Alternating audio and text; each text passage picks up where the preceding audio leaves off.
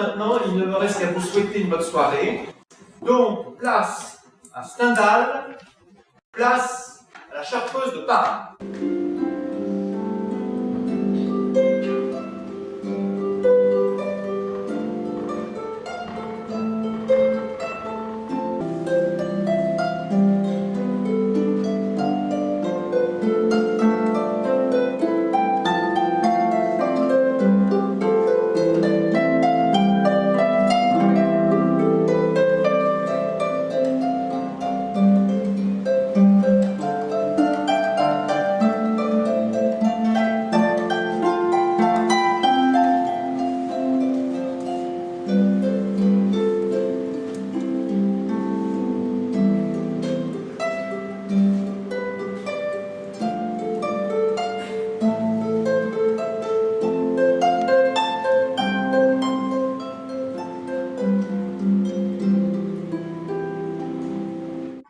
Le 15 mai 1796, le général Bonaparte fit son entrée dans Milan à la tête de cette jeune armée qui venait de passer le pont de Lodi et d'apprendre au monde qu'après tant de siècles, César et Alexandre avaient un successeur. 8 jours encore avant l'arrivée des Français, les Milanais ne voyaient en eux qu'un ramassis de brigands, habitués à fuir toujours devant les troupes de Sa Majesté impériale et royale. C'était du moins ce que leur répétait 3 fois la semaine un petit journal grand comme la main, imprimé sur du papier sale. La masse de bonheur et de plaisir qui fit irruption en Lombardie avec ces Français si pauvres fut telle que les prêtres seuls et quelques nobles s'aperçurent de la lourdeur de cette contribution de 6 millions, qui bien sûr fut suivie de beaucoup d'autres. Ces soldats français riaient et chantaient toute la journée. Ils avaient moins de 25 ans et leur général en chef, qui en avait 27, passait pour l'homme le plus âgé de son armée. Les officiers avaient été logés autant que possible chez les gens riches. Ils avaient bon besoin de se refaire. Par exemple, un lieutenant nommé Robert eut un billet de logement pour le palais de la marquise del Dongo. Cet officier, jeune réquisitionnaire assez leste, possédait pour tout bien en entrant dans ce palais un écu de 6 francs qu'il venait de recevoir à Plaisance. Figurez-vous que ces coquins-là avaient non seulement de bons souliers, mais encore des boucles d'argent. Je voyais du coin de l'œil tous ces regards stupides fixés sur mon habit et peut-être aussi sur mes souliers. Ce qui me perçait le cœur, j'aurais pu d'un mot faire peur à tous ces gens. Mais comment les mettre à leur place sans courir le risque d'effaroucher les dames? Car la marquise, pour se donner un peu de courage, comme elle me l'a dit 100 fois depuis, avait envoyé prendre au couvent, où elle était pensionnaire de ce temps-là, Gina del Dongo, sœur de son mari, qui fut depuis cette charmante comtesse Pietranera. Personne dans la prospérité ne la surpassa par la gaieté et l'esprit aimable, comme personne ne la surpassa par le courage et la sérénité d'âme dans la fortune contraire. La haine que ce marquis avait pour nous était égale à sa peur, c'est-à-dire incommensurable. Il venait justement de se donner la peine de naître lorsque les Français furent chassés. Il se trouvait, par le hasard de la naissance, le second fils de ce marquis del Dongo, si grand seigneur, dont vous connaissez déjà le gros visage blême, le sourire faux et la haine sans borne pour les idées nouvelles. Il entra dans Milan. Ce moment est encore unique dans l'histoire. Figurez-vous tout un peuple amoureux, fou. Lorsque Fabrice eut fait sa première communion, elle obtint du marquis, toujours exilé volontaire, la permission de le faire sortir quelquefois de son collège. Elle le trouva singulier, spirituel, fort sérieux, mais joli garçon, et ne déparut point trop le salon d'une femme à la mode. Du reste, ignorant à plaisir et sachant à peine écrire.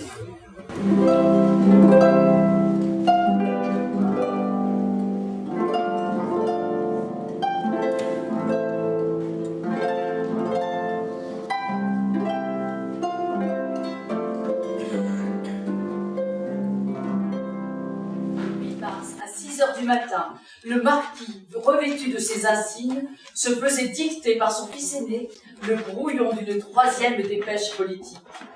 Il s'occupait avec gravité à la transcrire de sa belle écriture soignée sur du papier portant en filigrane l'effigie du souverain. Au même instant, Fabrice se faisait annoncer chez la comtesse Pietranera. Je pars. Je vais joindre l'empereur, qui est aussi roi d'Italie. Il avait tant d'amitié pour ton mari. Je passe par la Suisse. Cette nuit, à Menaggio, mon ami Vasi, le marchand de baromètres, m'a donné son passeport. Maintenant, donne-moi quelques Napoléons, car je n'en ai que 2 à moi. Mais s'il le faut, j'irai à pied. La comtesse pleurait de joie et d'angoisse. Grand Dieu, pourquoi faut-il que cette idée te soit venue? Elle se leva et alla prendre dans l'armoire au linge, où elle était soigneusement cachée, une petite bourse ornée de perles. C'était tout ce qu'elle possédait au monde. Prends, mais au nom de Dieu, ne te fais pas tuer. Que restera-t-il à ta malheureuse mère et à moi, si tu nous manques? Quant au succès de Napoléon, il est impossible, mon pauvre ami. Nos messieurs sauront bien le faire périr. N'as-tu pas entendu, il y a 8 jours, à Milan, l'histoire de ces 23 projets d'assassinat, tous si bien combinés, et auxquels il n'échappa que par miracle. Et alors il était tout-puissant.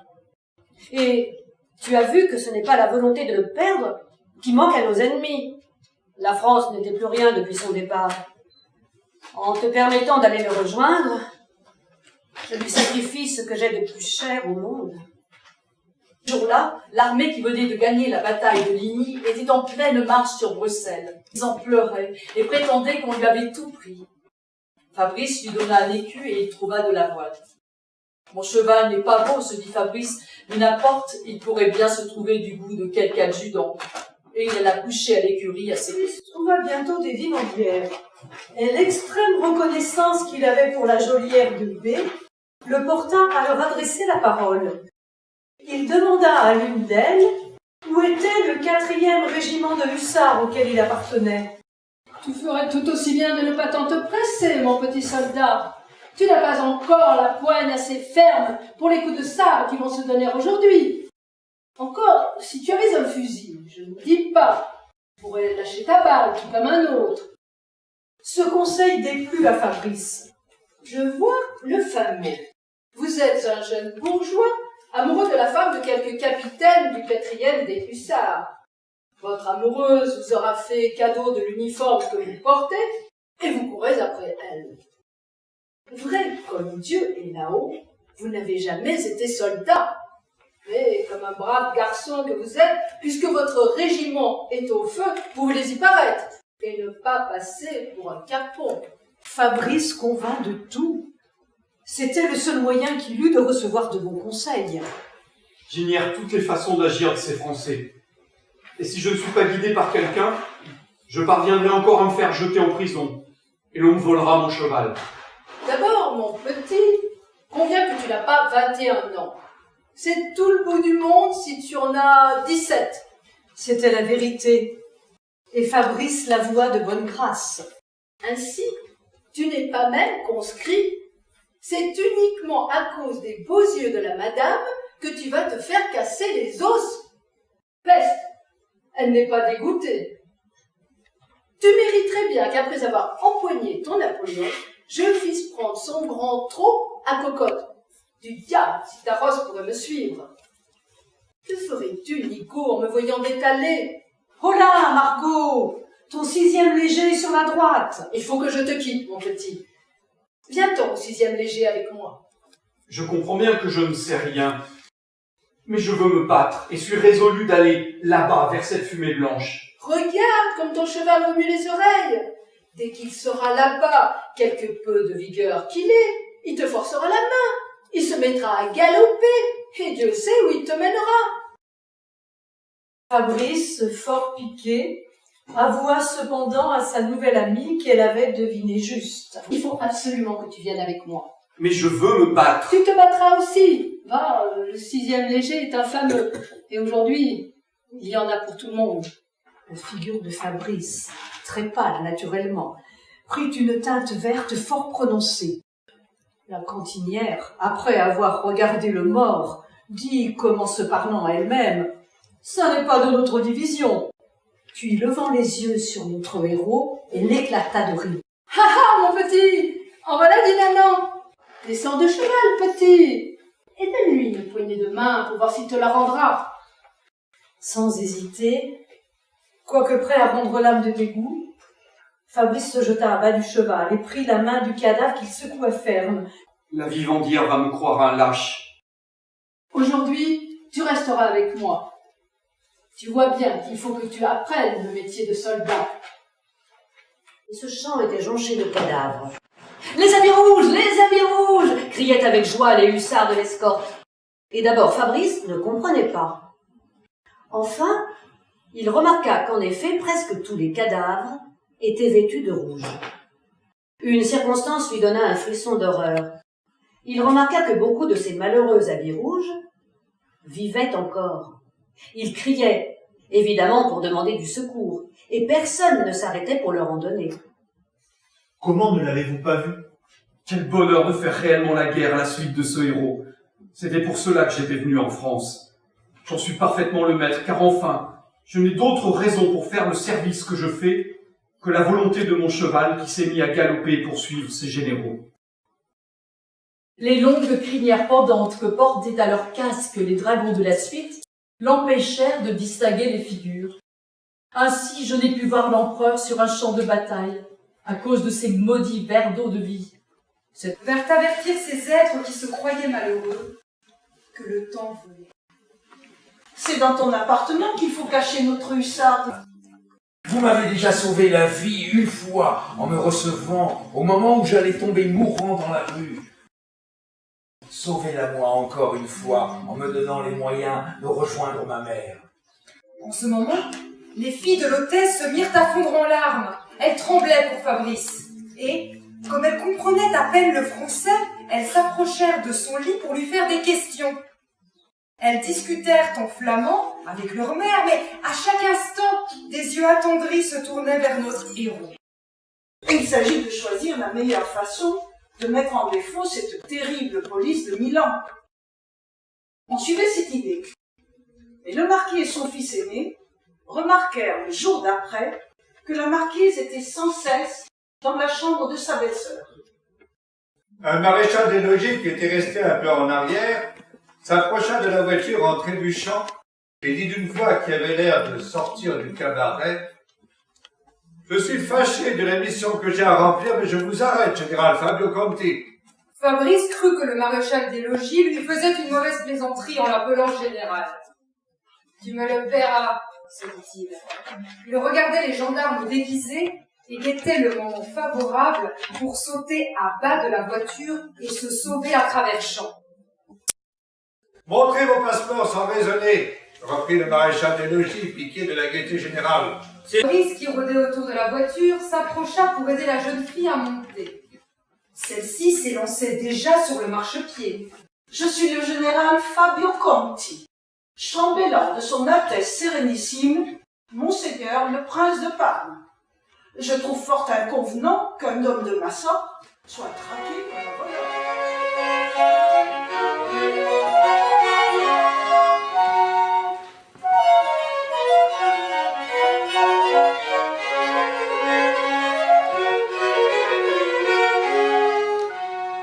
Un soir, à la Scala, dans la loge d'une de ses amies où elle allait chercher des nouvelles de France, on lui présenta le comte Mosca, ministre de Parme. C'était un homme aimable, et qui parla de la France et de Napoléon de façon à donner à son cœur de nouvelles raisons d'espérer ou de craindre. Mosca pouvait avoir 40 ou 45 ans. Il avait de grands traits, aucun vestige d'importance, et un air simple et gai qui prévenait dans sa faveur. Il eût été fort bien encore si une bizarrerie de son prince ne l'eût obligé à porter de la poudre dans les cheveux comme gage de bon sentiment politique. Comme on craint peu de choquer la vanité, on arrive fort vite en Italie au ton de l'intimité et à dire des choses personnelles. Le correctif de cet usage est de ne pas se revoir si l'on s'est blessé. La comtesse pensait déjà que l'âge ne devait pas faire objection. si d'ailleurs on le trouvait aimable. On en était à ses pensées quand Mosca fut rappelé par un courrier de Parme. Tess retourna à Grienta. Son imagination ne parant plus ce beau lieu, il lui parut désert. La pauvreté noble du succès, ainsi que le refus de deux grandes fortunes. Vous regrettez le brillant uniforme? À cela, je ne sais que faire. Il ira à Paris, à Londres, mais il ne remettra jamais les pieds à Paris. Crois-moi, pour toi comme pour moi, ce serait une triste vie que celle d'Amérique. Avant de te gendarmer, comprends donc ce que le comte te demande. Il ne s'agit pas du tout d'être un pauvre prêtre, plus ou moins exemplaire et vertueux, comme le curé de ton village. Rappelle-toi ce que furent tes oncles, les archevêques de Parme. Relis les notices sur nos biographies. Avant tout, il convient à un homme de ton nom d'être un grand seigneur. Les gens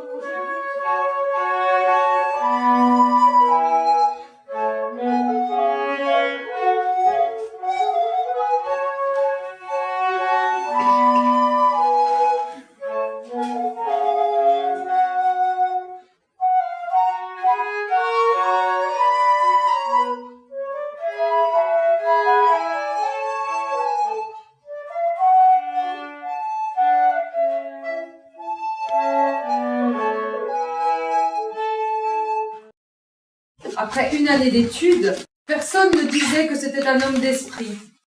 On le regardait comme un grand seigneur appliqué, fort généreux, mais un peu libertin. Cette année, assez amusante pour Fabrice, fut terrible pour la duchesse. Le comte fut 3 ou 4 fois à 2 doigts de sa perte. Le prince, plus peureux que jamais parce qu'il était malade cette année-là, croyait, en le renvoyant, se débarrasser de l'odieux des exécutions faites avant l'entrée du comte au ministère. Toutefois, elle était parvenue à suivre avec passion les intérêts des diverses coteries. Elle commençait même à avoir un crédit personnel auprès du prince.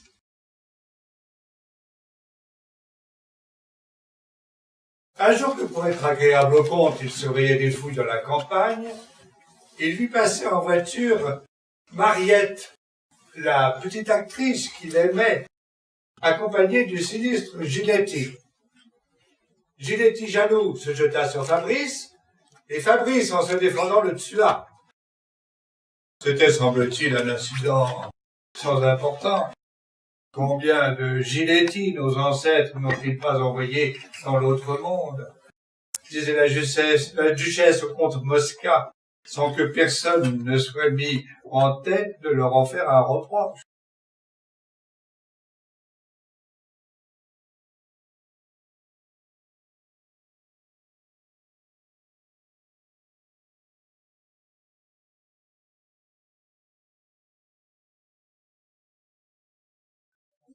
Mes amis, j'apprends que mon pauvre neveu va être condamné par contumace pour avoir eu l'audace de défendre sa vie contre un furieux. C'était Giletti qui voulait le tuer. À ces derniers mots, les domestiques fondirent en larmes. Elle aussi avait les yeux humides. Priez Dieu pour moi et pour monseigneur Fabrice del Dongo, premier grand vicaire du diocèse. Demain matin va être condamné aux galères. Ce qui serait moins bête à la peine de mort. Les larmes des domestiques redoublèrent. La duchesse monta dans son carrosse et se fit conduire au palais du prince. Malgré l'heure indue, elle fit solliciter une audience par le général Fontana, aide de camp de service. Elle n'était point qu'en habit de cour, ce qui jeta cette aide de camp dans une stupeur profonde. Quant au prince, il ne fut point surpris, et encore moins fâché de cette demande d'audience. La duchesse en Sévérina peut entrer. J'ose espérer que votre Altesse Sérénissime daigne me pardonner l'incongruité de mon costume.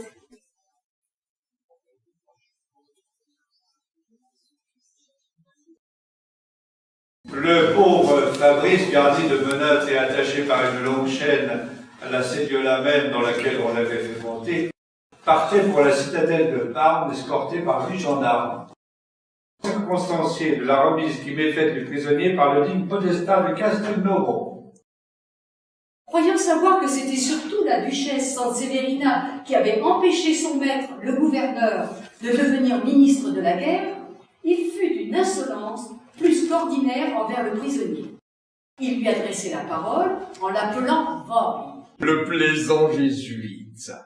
Il y a 1 heure qu'il me voit avec ses menottes qui me gênent horriblement, et il fait l'air étonné. Les menottes furent ôtées par les gendarmes. Elle apercevait le prisonnier.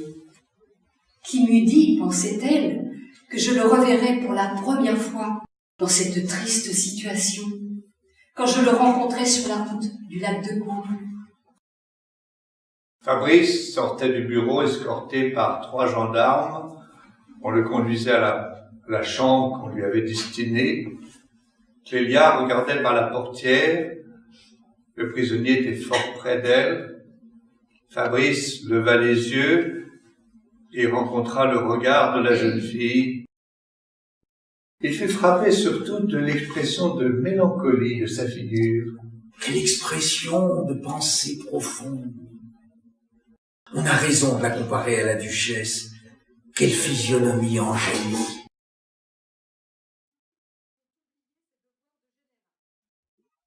Il fut atterré à la vue de la duchesse. Elle a 40 ans, et hier si brillante, si jeune. Séparons-nous, mon cher comte. Séparons-nous, il le faut. C'est parce que je vous aime que je vous propose cette séparation à l'amiable, comme on dirait en France. Le comte ne comprenait pas. Elle fut obligée de répéter plusieurs fois.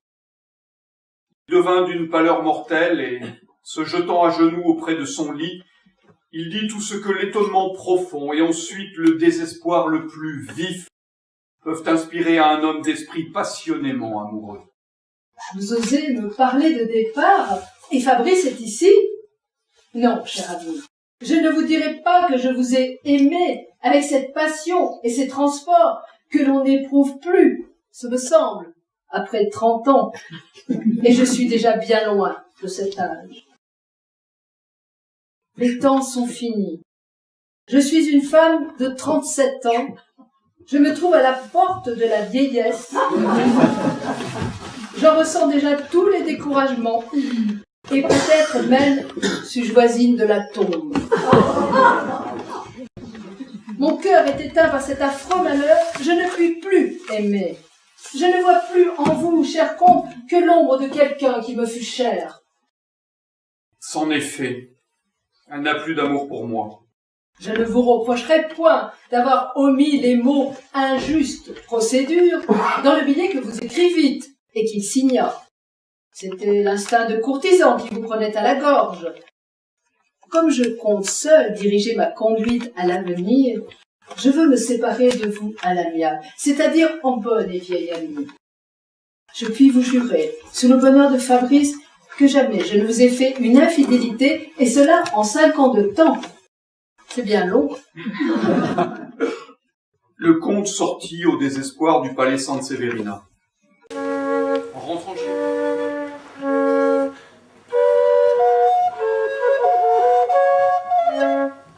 c'est un joli petit bâtiment, construit dans le siècle dernier sur les dessins de Van Witten, qui le plaça à 180 pieds de haut sur la plateforme de l'immense tour ronde. Mais ceci est-il une prison? Est-ce là ce que j'ai tant redouté? Au lieu d'apercevoir à chaque pas des désagréments et des motifs d'aigreur, notre héros se laissait charmer par les douceurs de la prison. Mais Fabrice se crut autorisé à la saluer. « Envoyez-moi du papier et un crayon. » Il eut l'esprit d'ajouter « Par le grand vent qu'il fait aujourd'hui, je n'entends que fort imparfaitement les avis que vous daignez me donner en chantant.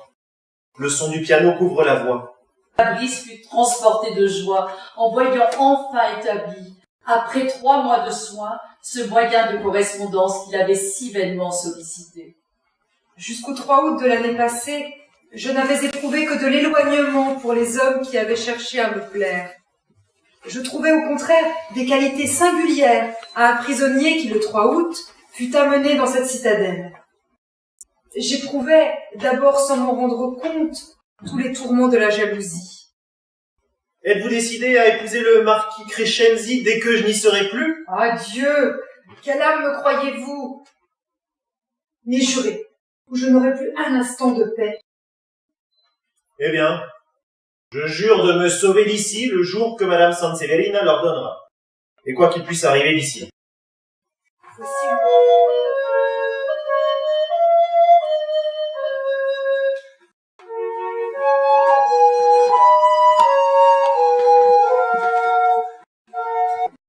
Fabrice était prêt à agir.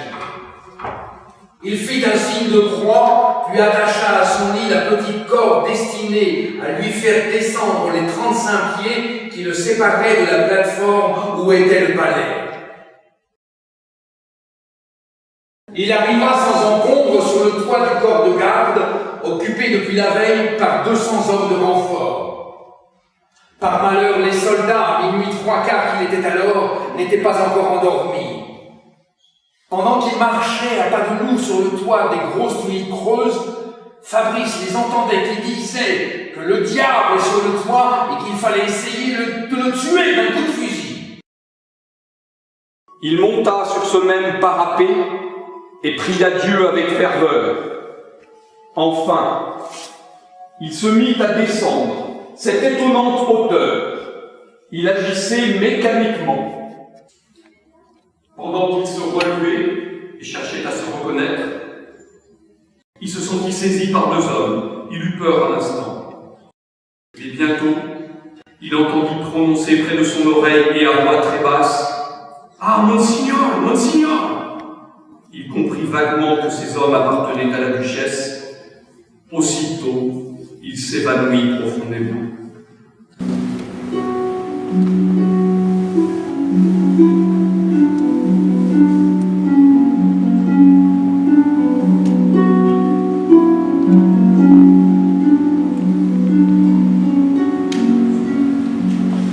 L'arrivée de notre héros mit Clélia au désespoir.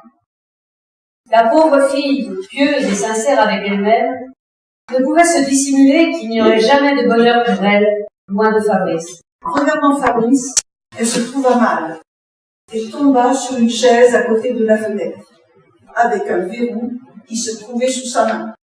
Si elle me regarde, au contraire, comme un mourant, j'obtiendrai qu'elle ne me quitte point. Elle était si belle, à demi vêtue, et dans cet état d'extrême passion, que Fabrice ne put résister à un mouvement presque involontaire.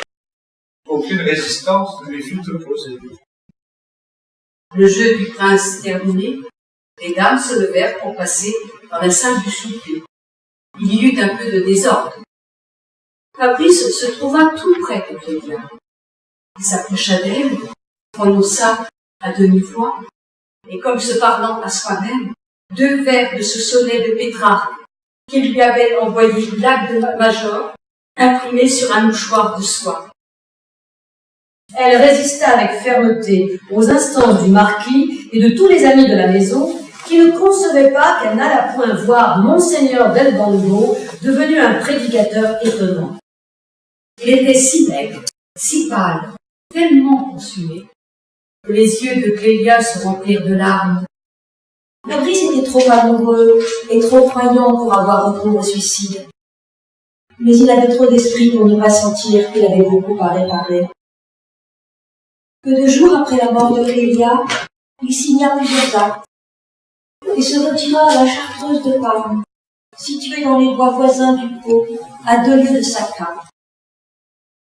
La comtesse Mosca, qui tenait sa cour à Vignano, sur la rive gauche du Pau, ne survécut que pour peu de temps à Fabrice, qu'elle adorait, et qui ne passa qu'une année dans sa chambre.